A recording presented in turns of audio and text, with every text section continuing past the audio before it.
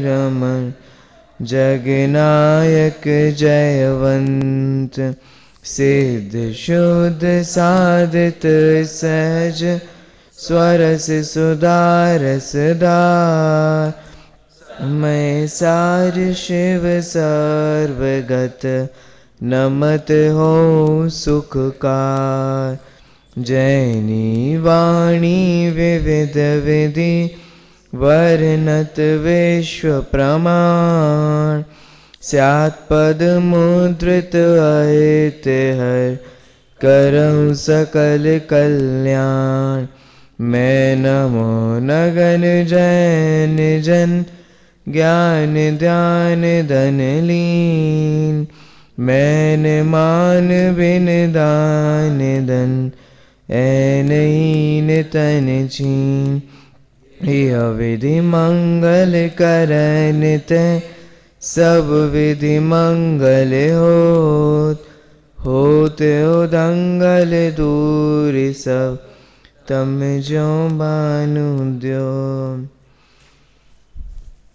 गुणस्थान विवेचन 10वें सूक्ष्म सांप्राय गुणस्थान के संदर्भ में हमारी कल चर्चा हुई थी, जिसमें से विशेष अपेक्षा विचार जो है वह रह गया था। पेज नंबर 210 निकाल लीजिए।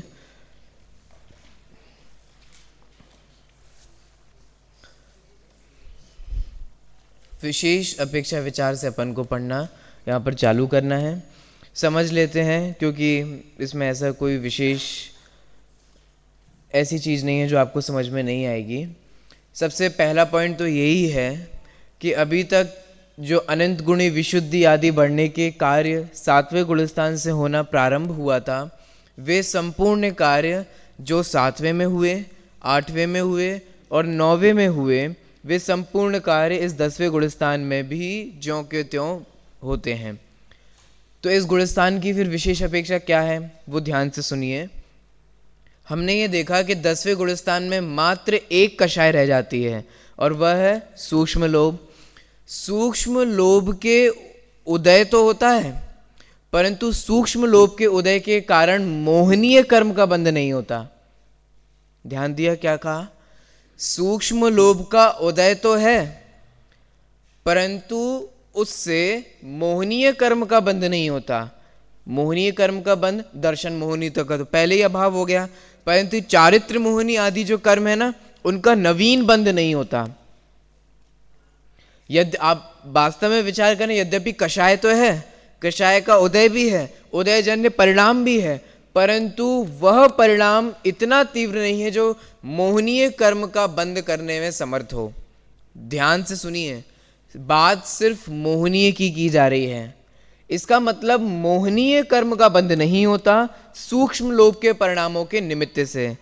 इसके अलावा जो ज्ञानावरणादि कर्म है, उन संपूर्ण कर्मों का बंध तो इस गुणस्थान में होता ही है। यही है सेकंड और थर्ड पॉइंट। देखते हैं अपन, पेज नंबर 210 निकाल लीजिए। 10वें गुणस्थान के नाम के अनुसार ही 10वें में सूक्ष्म लोभ कषाय का उदय रहता है और उदय के निमित्त से अबुद्धि पूर्वक सूक्ष्म लोभ परिणाम भी होता रहता है, अबुद्धि पूर्वक होता है। तथापि सूक्ष्म लोभ रूप चारित्र मोहनीय विभाव परिणाम से चारित्र मोहनीय क्रोध, मान, माया और लोभ अथवा हास्यादि 9 कषायों में से किसी का भी नवीन कर्म बंध नहीं होता। मोहनी की किसी भी प्रकृतियों का नया कर्म का बंध नहीं होता। अगर ऐसा ही होता रहेगा तो फिर मोहनी कर्म का अभाव कब होगा? सोचो। सूक्ष्म लोभ का उदय, मोहनीय कर्म का बंध, फिर उदय फिर बंध, फिर उदय फिर बंध, तो वीतरागता आदि गुणस्थान आगे कैसे पहुंचेंगे? इसीलिए सूक्ष्म लोभ के उदय के कारण मोहनीय, क्योंकि आगे संपूर्ण मोहनीय का या तो उपशम हो जाने वाला है या तो क्षय हो जाने वाला है, इसीलिए सूक्ष्म लोभ से मोहनीय के किसी भी कर्म का बंध नहीं होता। ये सब प्रश्न जो बीच में दिए गए हैं वो हमने चर्चा कर ली है। क्या बाधा आएगी अगर अपन यही मानेंगे? आप लोग पढ़ना तो आपको समझ में आएगा। अगला देखिए, थर्ड पॉइंट। सूक्ष्म लोभ परिणाम से मोह कर्म का बंध तो नहीं होता, तथापि इसी अबुद्धि पूर्वक सूक्ष्म लोभ परिणाम से ज्ञानावरण, दर्शनावरण, अंतराय, इन 3 घाती कर्मों तथा साता वेदनी आदि का अंतर मुहूर्त प्रमाण स्थिति का अल्प अनुभाग सहित बंध तो होता ही है। मतलब ध्यान रखने योग्य सिर्फ एक छोटी सी बात यह है कि सूक्ष्म लोभ के परिणामों से मोहनीय कर्म का बंध तो नहीं होता, परंतु अन्य जो कर्म है ज्ञानावर्णी, दर्शनावर्णी आदि, उनका अंतर मुहूर्त प्रमाण के लिए कर्म का बंध होता है। देखिए बोल्ड लेटर्स में लिखा है, उसे पढ़ते हैं। देखो परिणाम और कर्म बंध की विचित्रता। छपक 10वें गुणस्थानवर्ती यही महामुनिराज मात्र एक ही यथा योग्य अंतर मुहूर्त काल व्यतीत होते ही 12वें क्षीण मोह गुणस्थान को नियम से प्राप्त करते हैं।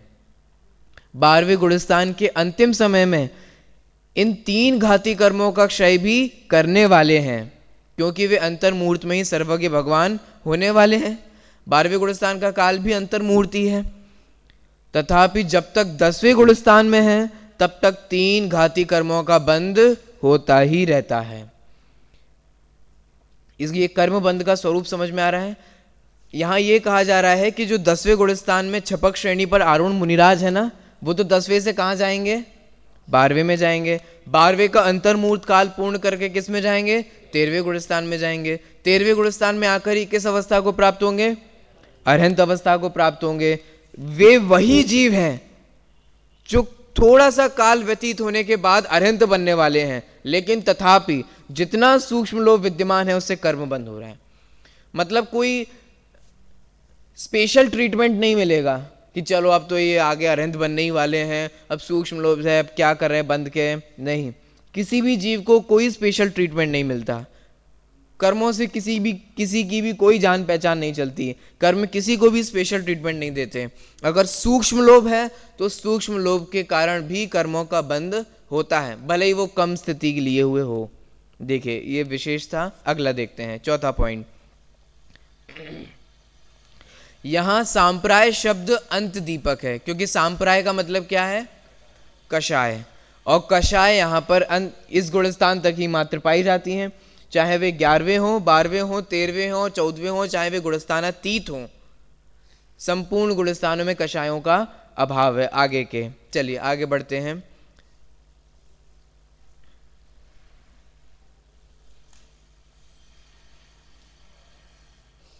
देखिए अब हम 11वें गुणस्थान, जिसका नाम उपशांत मोह गुणस्थान है। उपशांत मोह गुणस्थान मतलब मोह जो है वो संपूर्ण प्रकार से उपशांत मतलब दब गया है। देखते हैं, चलिए परिभाषा से प्रारंभ करेंगे। पेज नंबर निकाल लीजिए 214। आचार्य श्री नेमीचंद्र ने गौमटसार जीव कांड गाथा 61 में उपशांत मोह गुणस्थान की परिभाषा निम्न अनुसार दी है। गाथा बोलिए।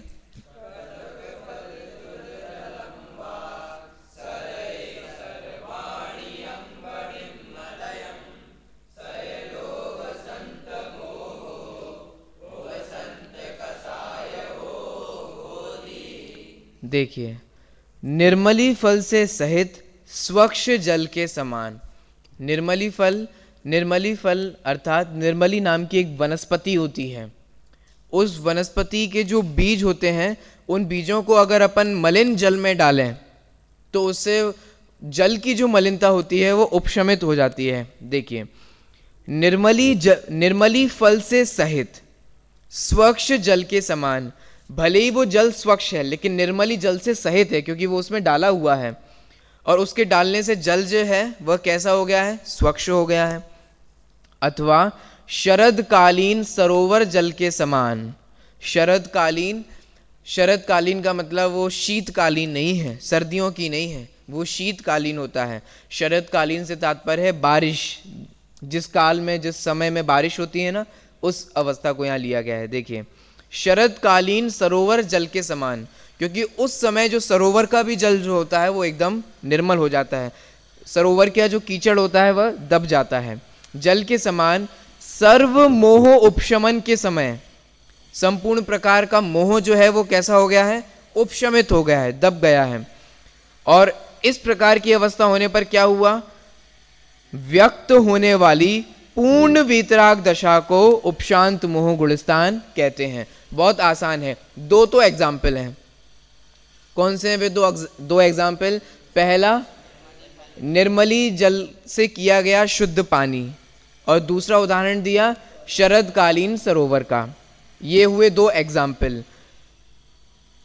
और होता क्या है, स्वरूप क्या है इस गुणस्थान का, कि संपूर्ण प्रकार का जो मोह है, चाहे वो दर्शन हो चाहे वो चारित्र मोह हो, संपूर्ण प्रकार का दर्शन मोह और चारित्र मोह कैसा हो जाता है?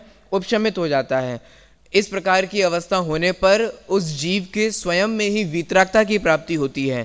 पूर्ण वीतराग अवस्था इस 11वें गुणस्थान में हो जाती है, और इस 11वें गुणस्थान में होने वाली इस वीतराग दशा का नाम ही उपशांत मोह गुणस्थान है।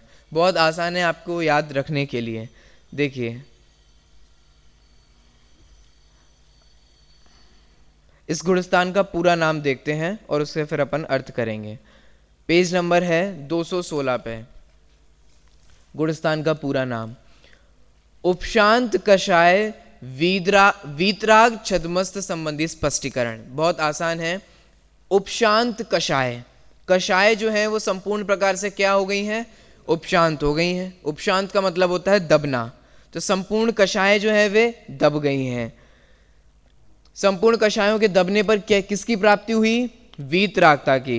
भले ही वीतरागी हैं लेकिन छद्मस्त हैं। छद्मस्त, छद्म प्लस स्थ, छद्म अर्थात ज्ञानावरण और दर्शनावरण का जो उदय है उसे बोलते हैं छद्म, और स्थ अर्थात इस स्थिति से सहित, मतलब यद्यपि हैं तो वे वीतरागी तथापि ज्ञानावरण आदि कर्म के उदय के कारण सर्वज्ञ नहीं है। 11वें गुणस्थान वर्ती पूर्ण वीतरागी हैं परंतु सर्वज्ञता की प्राप्ति नहीं हुई। देखिए, इस प्रकार से अर्थ है पूरा, आप पढ़ेंगे तो आपको ख्याल में आएगा। वही है एक एक का अर्थ जो अभी अपन ने ओरली देखा। आगे बढ़ते हैं सम्यक अपेक्षा विचार। सम्यक अपेक्षा विचार, चूंकि ये गुणस्थान है उपशांत मोह, कषायें जो होती हैं वे उपशमित होती हैं, फाइनल डेस्टिनेशन है किसकी? उपशम श्रेणी वाले जीव की। और उपशम श्रेणी वाले जीव को कौन से सम्यक्त हो सकते हैं? कौन बताएगा आप में से? उपशम श्रेणी वाले जीव को कौन से सम्यक्त की, कौन सा सम्यक्त होगा?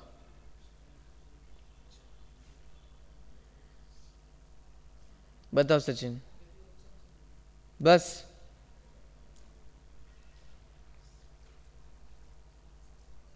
एक ही सम्यक तो रहेगा। अच्छा, क्षायक सम्यक दृष्टि कौन सी श्रेणी चढ़ सकते हैं? और तो उपशम श्रेणी वाले क्षायक सम्यक दृष्टि नहीं हो सकते, तो दो सम्यक तो हो गए ना। बैठिए, इसका मतलब द्वितीयोपशम सम्यक दृष्टि जीव और क्षायक सम्यक दृष्टि जीव, इस गुणस्थान में दोनों ही सम्यक तो पाए जाते हैं, द्वितीयोपशम सम्यक्त और क्षायिक सम्यक्त। आगे बढ़ते हैं। चारित्र अपेक्षा विचार बहुत आसान है क्योंकि ये उपशम श्रेणी की फाइनल डेस्टिनेशन है, तो चारित्र भी अब यहाँ एक ही रहेगा। ध्यान दिया जाए, अभी तक चारित्र दो थे। उपशम श्रेणी वाले की अपेक्षा से अपन औपशमिक चारित्र कहते थे और छपक श्रेणी वाले की अपेक्षा से अपन क्षायिक चारित्र कहते थे, परंतु अब यहाँ पर दो चारित्र नहीं है, एक ही चारित्र है और उस चारित्र का नाम है औपशमिक चारित्र। इसका मतलब ध्यान से सुनिए, उपशम भाव की जितनी भी मर्यादा है वो यहीं पर आकर समाप्त हो गई। इससे आगे के गुणस्थान और गुणस्थानातीत अवस्था में उपशम नाम का भाव पाया ही नहीं जाता। क्यों? क्योंकि औपशमिक के कितने भेद याद हैं आप लोग को? कितने भेद हैं? सिर्फ दो ही भेद हैं, औपशमिक सम्यक्त्व और औपशमिक चारित्र। औपशमिक सम्यक्त की प्राप्ति तो चौथे गुणस्थान में ही हो जाती है और औपशमिक चारित्र की पूर्णता इस 11वें गुणस्थान में होती है। इससे आगे औपशमिक भाव ही नहीं है। आपको कंफ्यूज करने के लिए किसी भी प्रकार का इस संबंध में प्रश्न आ सकता है, इसीलिए अभी हमने क्लियर किया, इससे आगे औपशमिक भावों की सत्ता ही नहीं होती। ये फाइनल है क्योंकि दो ही भेद हैं और चारित्र यहां पर पूर्ण हो गया।